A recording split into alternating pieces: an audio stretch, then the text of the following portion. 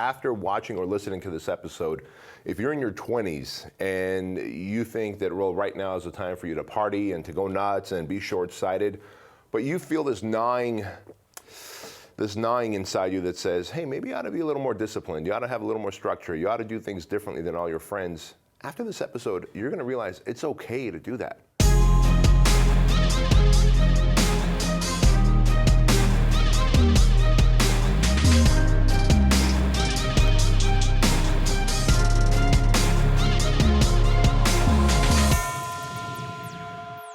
I think we all know that discipline is important. Discipline is freedom. Discipline gives you opportunities that you otherwise could not have. But most of us don't know how to have discipline. So today we're going to talk about the 10 ways to build discipline into your life and business with my buddy, Craig Ballantyne. What's up, dude? Ah, my man, I'm going to tell people how I was once a very undisciplined person. You know, drinking, partying all the time, sleeping in, hitting the snooze button. The world's most undisciplined man. That's crazy because I only know you as the world's most disciplined man.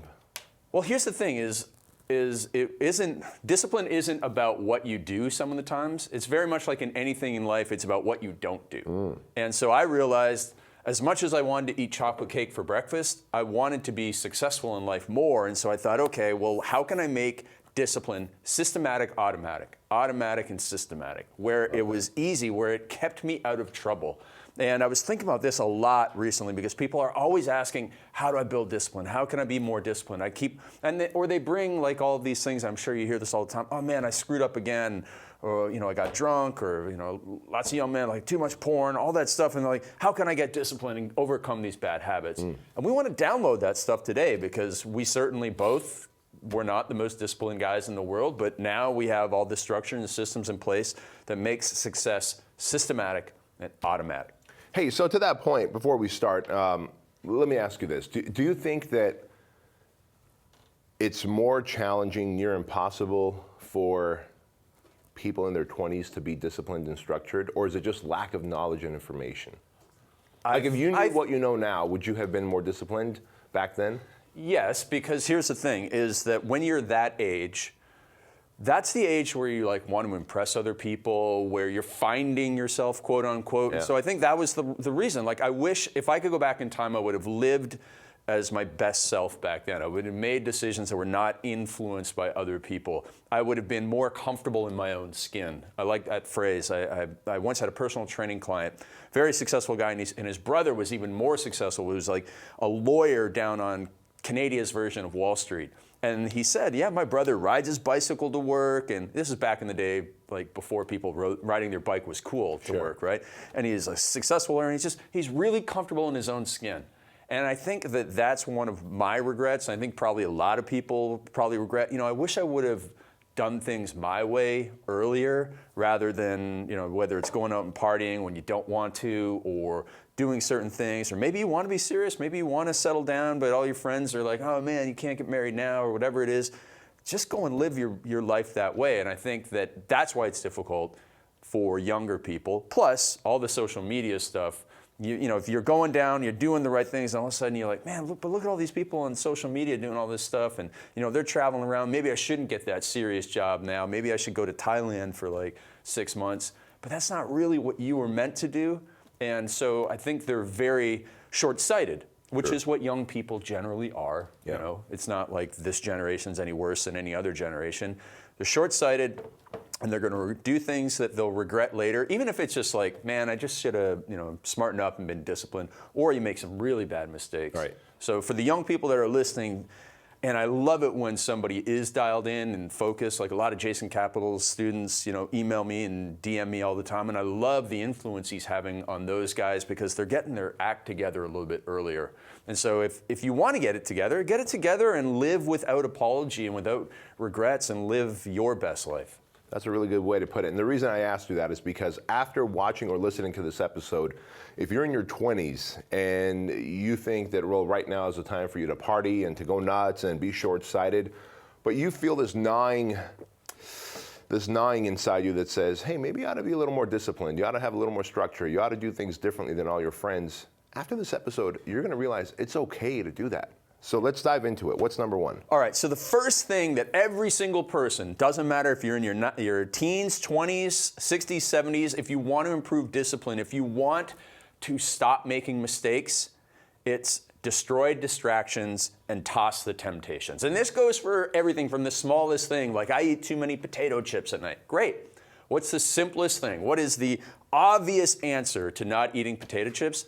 Don't have them in the house. So if you drink too much, like I had this friend, Eric, he was like, he battled alcohol all the time. He's like, finally, I'm sick of this. He poured every single bottle of alcohol down the drain. I mean, he could have done other stuff with it, but he, put it down the drain, got it all out of the house, and now you can't make the frickin' mistakes.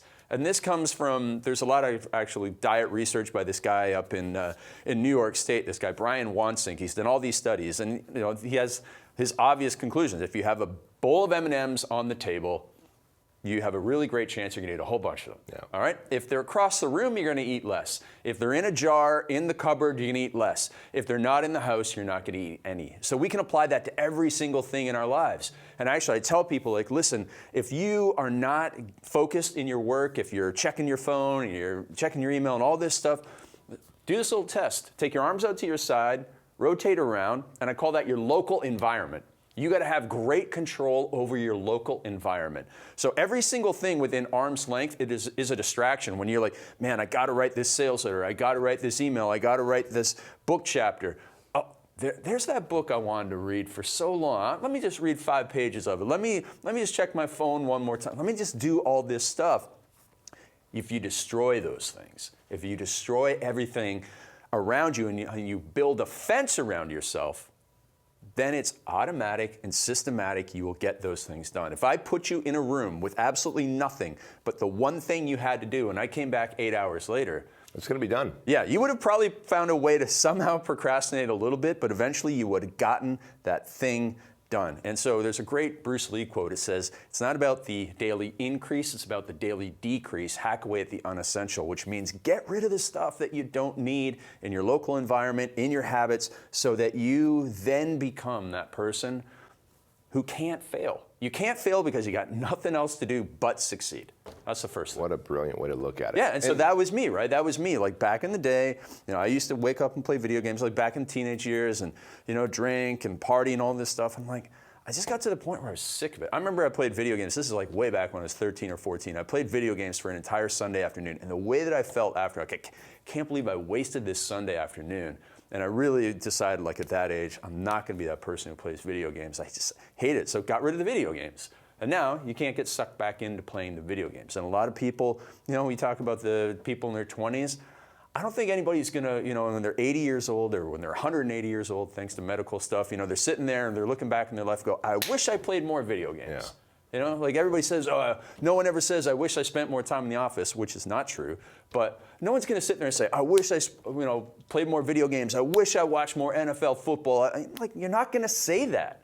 You're going to say you wish you had done so many more things, whether it was in your 20s or your 40s. And so you got to destroy the distractions and toss the temptations and make the success systematic, automatic. Sassy, to that point, the biggest distractions and temptations that I find that people are experiencing now is this, the iPhone. For sure. The iPhone, their phone. I mean, this keeps you so connected to Instagram, Facebook, YouTube, and all the different everything platforms. is on there. What is not on there? That's the problem, and that's also the solution, right? Because you can also go turn off those notifications. I can't believe when somebody shows me their phone and there's a red, what, are you an idiot? Why is any notification on here? There should be zero notifications on your phone. You can turn them all off. And in fact, while I'm a big fan of so many of the big thought leaders out there, the thing I can't stand is when you see a post from them where they're pointing over their shoulder and they say, hey, turn on your notifications. Right. Look, at the end of the day, they're telling you that turn the notifications on so that you can hear from me. My message is more important than your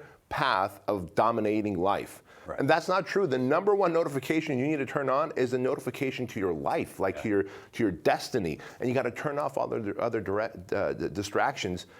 And you could do that with the off button on your iPhone, man. It's that ruthless, simple. Ruthless. And here's the thing about the phones is, the way that I like to describe it is, it is, this is a cheesy phrase or classic phrase, it's not your fault. It truly isn't your fault. So every single day in Silicon Valley, 10,000, 100,000 engineers go to work. Some of the smartest minds, not only in America, but in the world, go to work, very much like the Dorito scientist whose entire job is to make you addicted to Doritos. Like America's smartest food scientists making you addicted to junk.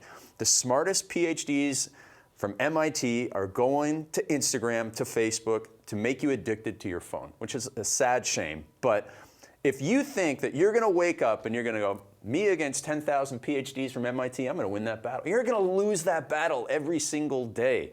So they're going to get you to download another app. They're going to get you to have the notifications on. They're going to get you to do this, that, or the other thing. You're never going to win that battle if you play by their rules. So that's why you got to change the game. You change the game by turning off the notifications, first of all. Then what I do, I have 4 levels that I protect myself. So airplane mode, then turn the phone off, literally off, then put it in another room and put it in a desk drawer. And there'll be days where that call of that phone gets me all the way to like almost taking it out of airplane mode before I hit my hand, put it back in there and get back to work. But you gotta play by different rules. And this doesn't just go for your phone, it goes for every single thing in life. If you get the world to play by your rules, that's when you can build an empire. That's true.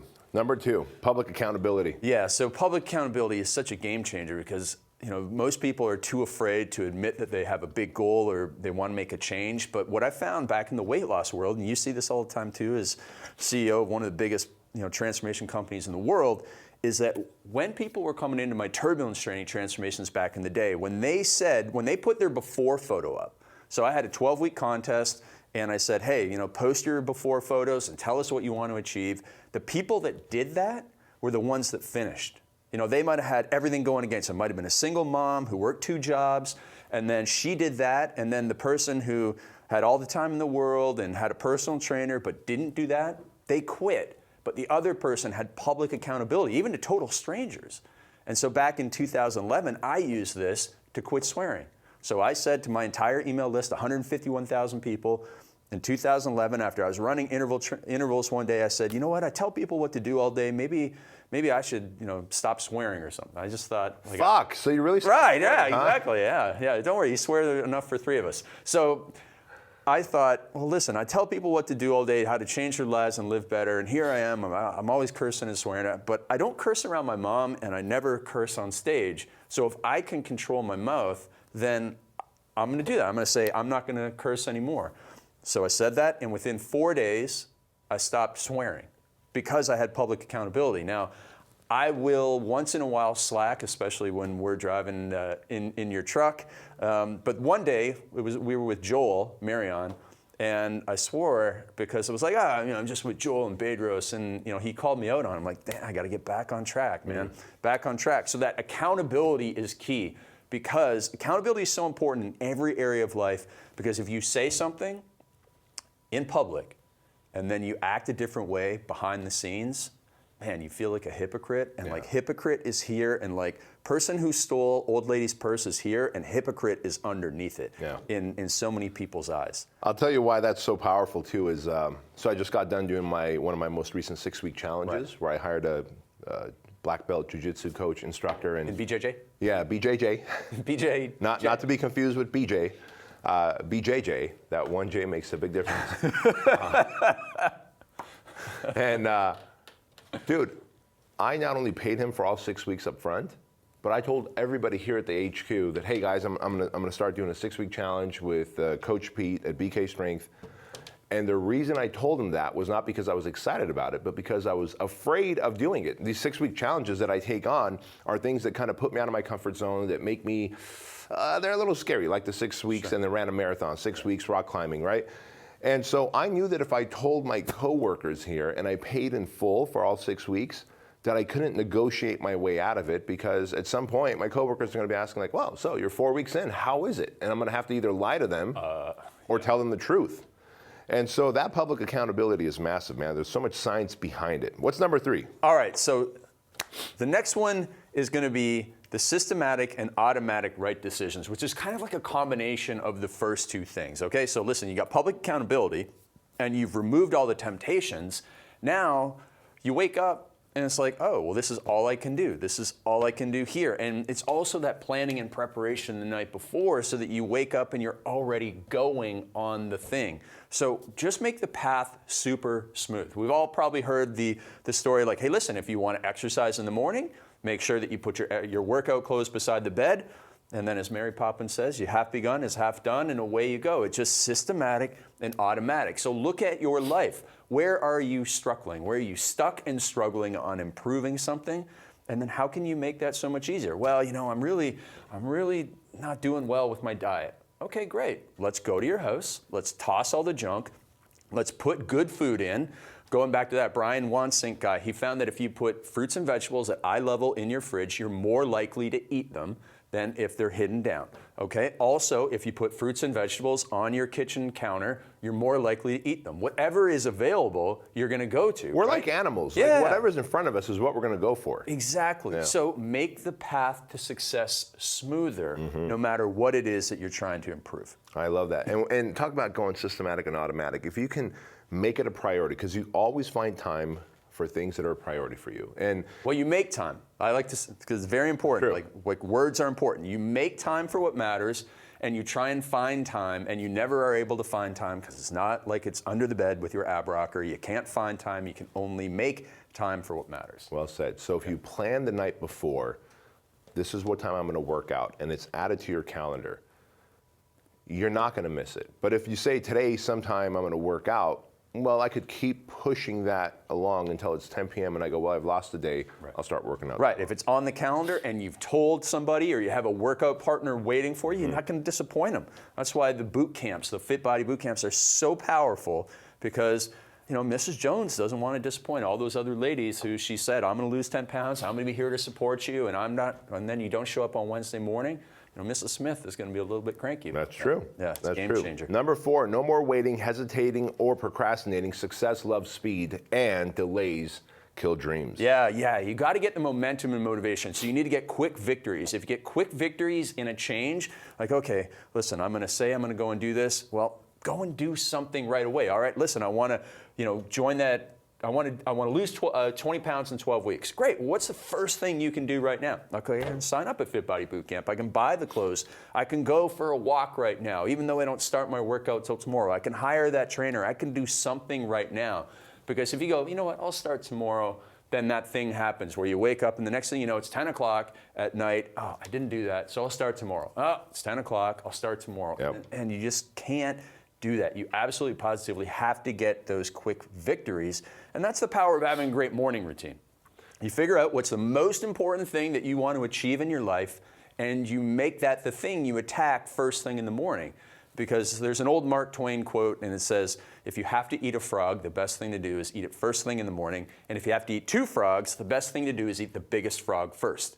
Which means, listen, there's always going to be something in our lives we don't want to avoid. Maybe it's preparing the speech, or maybe it's writing the book. Oh man, that's going to be so hard. I'll just check my email. No, listen, you write the book chapter, you do the workout, whatever it is that you want to avoid, you got to lean into it. And that's how you're going to get better every day. What's funny, dude, about this is about a month ago, 2 months ago now, I started doing these morning hikes at 5 a.m. Yeah, you told me about that. Yeah, every other morning there's this place called Eucalyptus Loop. It's 3 very big hills, and when you finish it, it's like a 4-mile hike.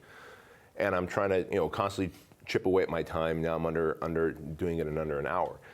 And the first couple times I did it, just regular tennis shoes, whatever. And so I said, all right, now I'm going to make this a routine. It's not going to be in the afternoon anymore. I was just doing it on weekends. Sure. In the afternoon. So I'm going to do it as part of my morning routine at 5 a.m. before it really heats up in Chino Hills. And so instantly my brain went into procrastination mode, because as humans, that's what we do. No matter how disciplined you are in life, you still go towards procrastination first, because I think it's self-preservation or something. And so I go, all right, but I can't start tomorrow because I really don't have hiking shoes. So I've been hiking this thing on weekends for like several months in tennis shoes, and it's fine. But now that I want to do it during the weekdays at 5 a.m., I'm like, well, I got to get the proper hiking shoes. So I started going to Amazon.com. And you bought a pair of Chucks? Interestingly, I bought another pair of Chucks, leather uppers this time. No, that's because for people who don't know, that's what he started. When he started training for the marathon, he started training in Chucks. Yeah, I didn't know any better. I didn't realize there was actual running shoes. Right, here we go. Boy, were my knees and ankles Silly hurting. foreigner. So that said, I realized very quickly, dude, you don't have to wait for hiking boots to show up for you to do a 5 a.m. hike. I just set out my shorts and my t-shirt there.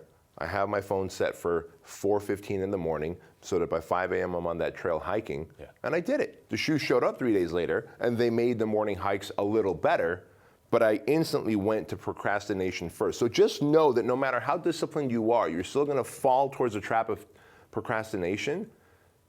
Wake yourself up and go back to, no, I've got to stay disciplined and do this thing first, because when you do it first, it stacks on top of each other. These little wins stack on top of each other. Because had I not done it that next morning, I probably would have put it off until the following week. Well, now the shoes came, now let me break them in, right? And then it's been 2 weeks before I started doing the morning hikes. Yeah, and that leads perfectly into number 5, which is anchor routines. So an anchor routine is the thing that can kickstart you off. Like, okay, you get up at 4:15 a.m., maybe it's like, okay, I make the coffee, and as soon as I make the coffee, that puts me in hiking mode. Perfect. Or, I always tell this famous story about John Carlton, who talks about what he does is he walks around his desk 3 times, and he's wearing like a certain sweatshirt, and that signals his brain, okay, now it's time for me to write copy, and I'm going to sit here for 3 hours or whatever it is.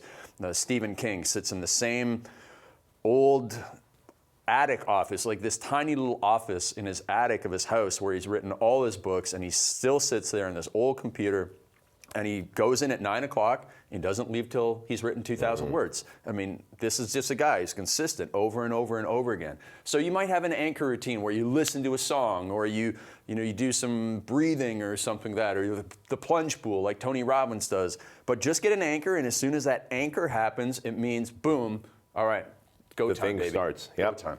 Yeah, routines and rituals, man, are so powerful for the human who wants to launch into something. You look at every pro athlete, they have a pre-game routine and ritual they go through over and over again that's going to increase their odds of winning. Yep, 100%. All right, number 6 is visualization. So planting good things in your head. I actually just read this crazy story about, there's this 19-year-old girl from Canada who just won the US Open in tennis. And when she was 15 years old, she started writing herself a check for whatever the US Open prize money. So it was in, like, the first time she wrote it, it was $3.5 million. And every year she would rewrite the check based on what the prize money was for that year. And then this year she won, and I get, like, she's 19 years old, so she's kind of like, obviously not super mature in like her interviews and stuff. And she goes, I guess this visualization stuff really works. And it's like so amazing, right? And most people probably heard the story about how Jim Carrey wrote himself the $1 million check and all that sort of stuff. And so visualization, if you visualize yourself as that discipline, or you create that identity, like, I am a disciplined person. I am the type of person who says what does what they say they're going to do. I'm not a hypocrite. I'm the type of person who follows through. I'm a leader. I show up on time. I do all this stuff. Great. Now you got that in your mind. If you do that every single day, you're planting good things in your mind. Plant good things in your mind, and you will be able to improve in so many ways.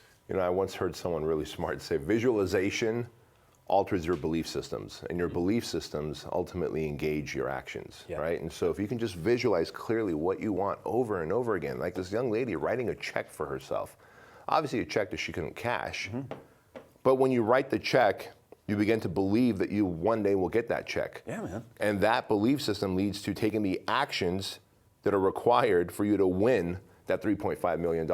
Yeah. And she did at 19. Good for her. Number 7, proper goal setting. Yeah, so people often say, how often or how long will it take for me to become disciplined? And as I go back to that story about how I quit swearing in 4 days, and what I did was I punished myself every time I swore, and there was some self-awareness. We're going to talk about that in a second. I was like, okay, well, if this happens, then I'm greater risk of that, of doing the bad thing. So I'm going to make that, contact and connection there. And then every time I do something bad, then there's going to be a punishment that's significant. The consequence has to be significant. That'll stop me from doing it. And it's like, this can really change really, really quickly. So if you're hitting the snooze button, okay, great. I'm going to tell my friends that if I hit the snooze button, or if you sleep with somebody, like, hey, listen, I'm not going to hit the snooze button. If I hit the snooze button, then that's $20 that I'm going to give you, and you can go buy shoes, or I'm going to donate it to something else. Great. Now there's consequences, and now we are moving ahead. So you just put in place some goal setting for it. So my goal is to stop hitting the snooze button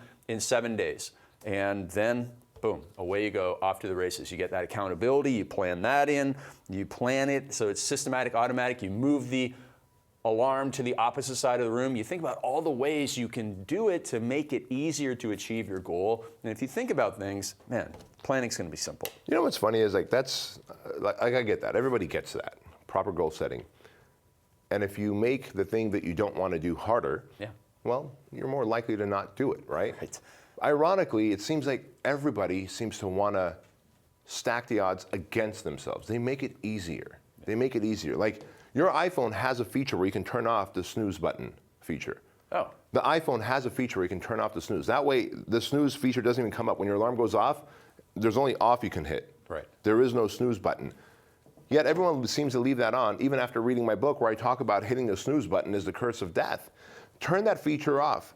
Go one further and then put the phone far enough away where you have to physically get up to reach it instead of putting it right on your nightstand so that you won't just change the time. Those little things are the proper goal setting things because it's so easy to hit the snooze button, go back to sleep, and before you know it, you've had a shitty day.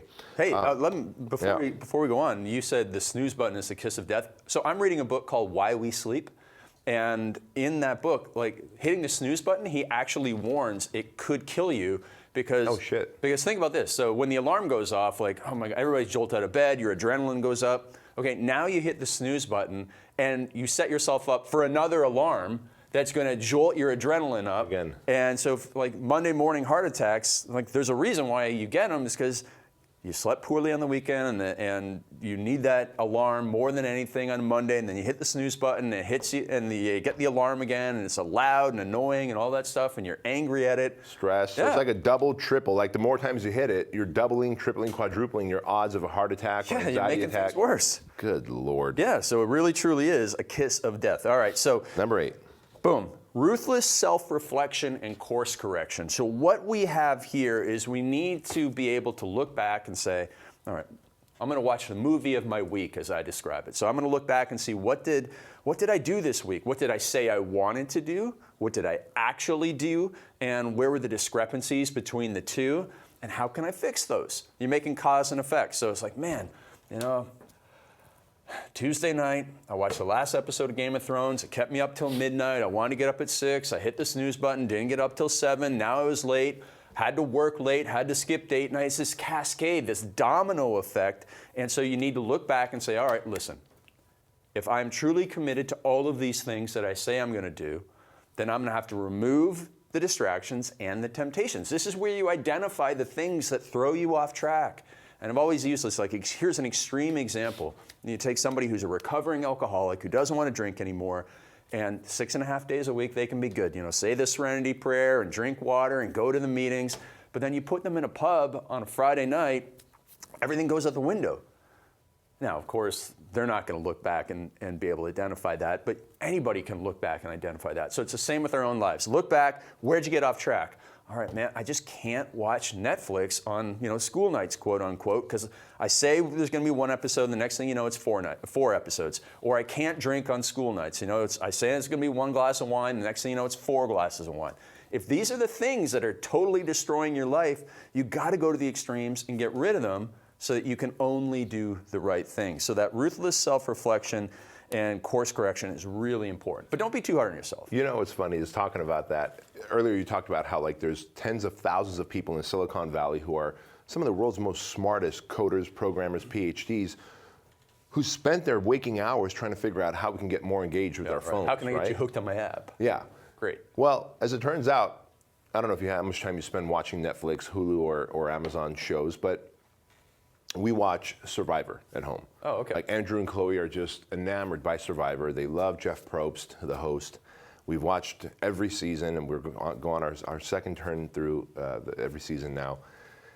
The way Amazon and Netflix have set it up now, when a show is ending, as it's coming to its ending, a little box will pop up and say the next episode starts in 3, 2, 1. And so normally it used to be that it would end, the credits would run, and then there'd be commercials, right? Like when we were growing up. Now it's set up where, oh, well, the next episode's starting, and all of a sudden Chloe and Andrew on a school night, Mom, Dad, can we watch another episode? How about just 10 minutes of it? How about 20 minutes of it? And I realized very quickly, these fucking things are set up. Whether it's an app or Netflix, they're set up to suck you in and eat away your time. In this case, time away from my kids' sleep, which is then gonna affect their school and their attitude, et cetera. So then we have to like crack the whip and be like, no, motherfuckers, go to sleep, right? But it's nuts that if you don't allow yourself to turn that thing off, in 3, 2, 1, the next episode's about to start, and then there's another one after that, and before you know it, it's like 4 a.m, I just binge watched a whole season, and you're trying to figure out what the fuck just happened. Yeah, especially when you got 20 years of Survivor to Yeah, go through. That can really keep. Actually, now here's the 39. 39. Well, there's Really? 39 episodes. 39 seasons. The 39 seasons, Not sorry. 39 years, but not okay. yeah. And it's the same thing with the food. You know, so when we were kids, there was one size of everything. Yeah. Now, and my friend, this guy who was at the Empire Summit, Frank Den, Big Frank. Yeah, Big Frank Den Blanken from the Netherlands. He always sends me pictures of like the biggest bag of M&Ms he can find, like a 5-kilo bag of M&Ms. Like, okay, that's engineered, so you stick your hand in there and you know, 5,000 calories later compared to what we had back in the day, man. It's crazy. So you have to build the fence around yourself. Yeah. Keep those things out of your life.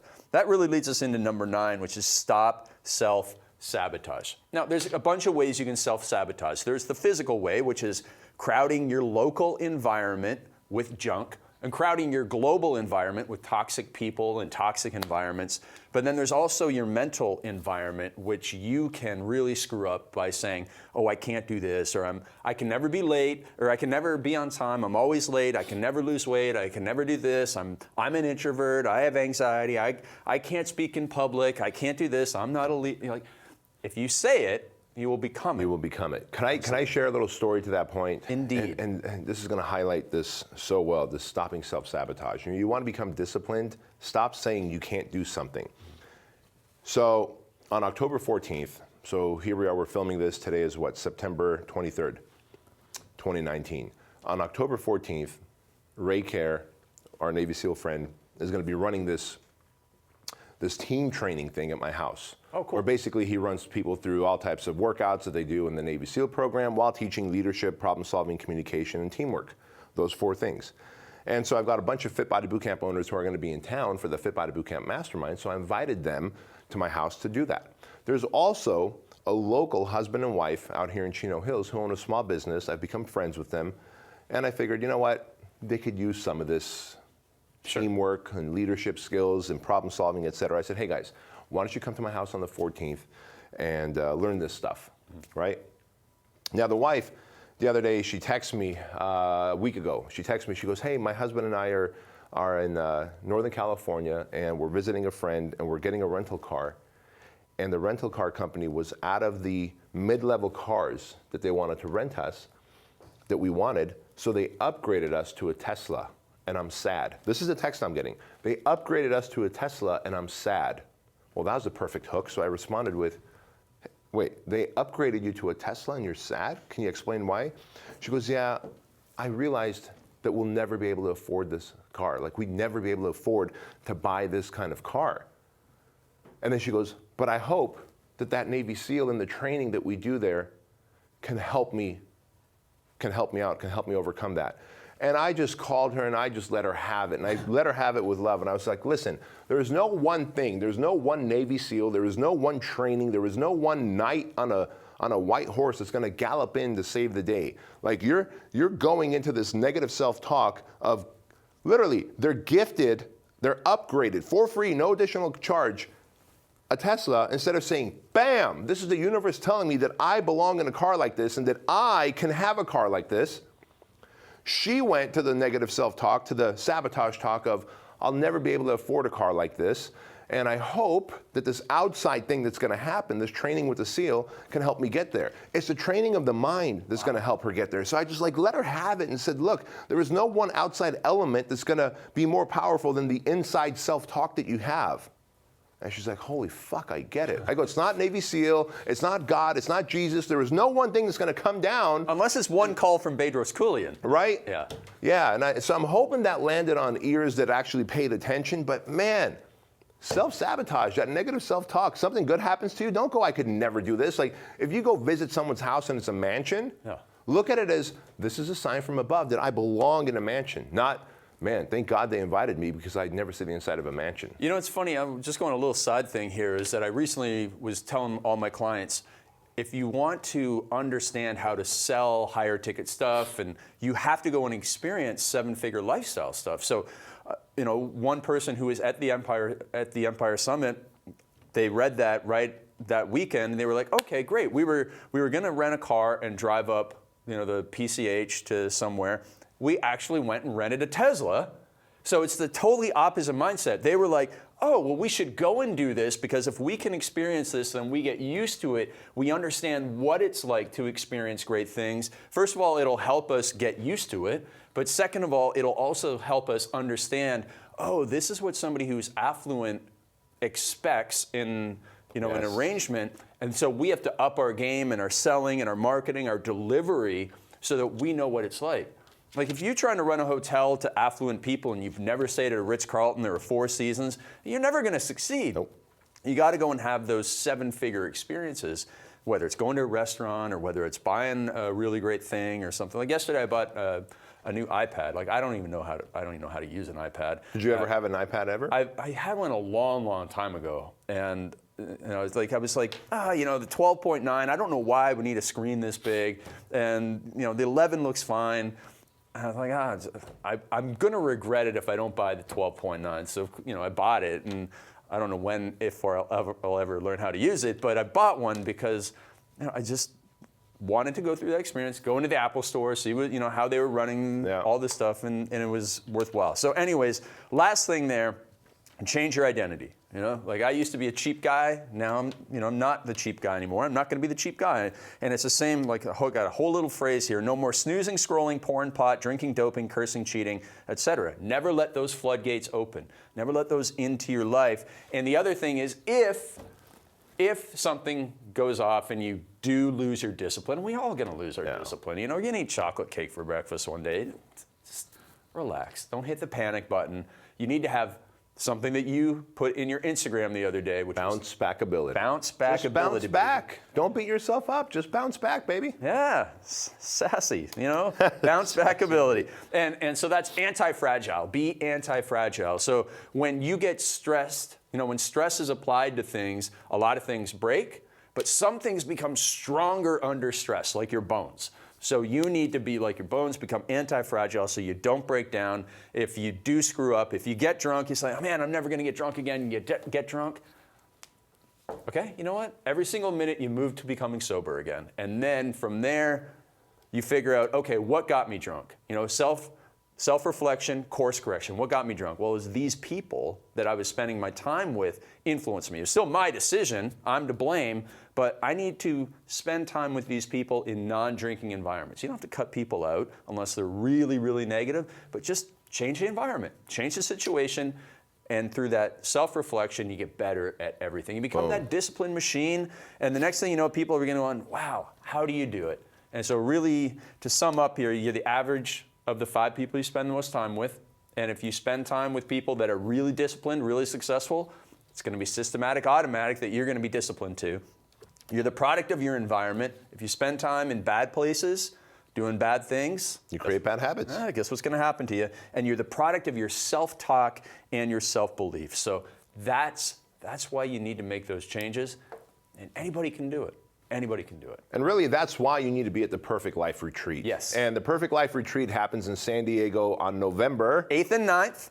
8th and 9th. So Bedros is going to be speaking. Jason Capital, again, a young guy, very self-disciplined, amazing guy, amazing product of our environments. He spent a lot of time with us when he's growing up and seeing what it's like to be a high-performing entrepreneur. We're going to have Sharon Srivatsa, very, very disciplined entrepreneur, you know, the king of the real estate world, king of scale, as you called him. King of scale. And then we have this woman, Carrie Schul, who is a real estate agent in Washington, D.C., has a team of 80 agents, and is also a mom of a couple of young kids. She's going to show how she does it all through her self-discipline. So yes, perfectliferetreat.com. We'll see you down in San Diego. It's not going to take much self-discipline to get you there, right?